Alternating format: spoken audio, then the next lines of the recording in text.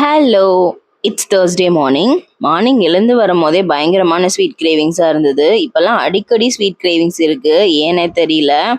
நானும் சுகரை எப்படியாவது கட் பண்ணலான்லாம் நினைக்கிறேன். பட் என்னால் முடியவே இல்லை. சுகர் கட் பண்ணால் கொஞ்சம் வெயிட் லாஸ்லாம் இருக்கும்னு சொல்லி பார்த்துருந்தேன். ஸோ கொஞ்ச நாள் முன்னாடி நானுமே ட்ரை பண்ணியிருந்தேன். பட் சுகர் ஆட் பண்ணாமல் இருக்கும்போது கொஞ்சம் மயக்கமாக வர மாதிரிலாம் இருந்தது. ஸோ அதனால திரும்பியுமே சுகரை இன்க்ளூட் பண்ணிட்டேன். கொஞ்சம் டயட் ஃபுட்லாம் ஃபாலோ பண்ணலான்னு இருக்கேன். பட் எதாவது ஸ்டார்ட் பண்ணிடுறேன். பட் அதை கண்டினியூ பண்ண முடியல. அதுதான் பெரிய ப்ராப்ளமாக இருக்குது.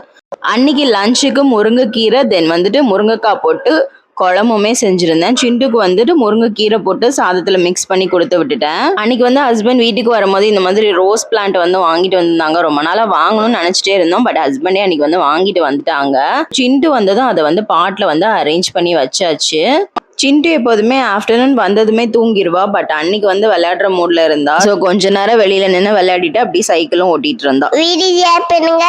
டாடா பாய்.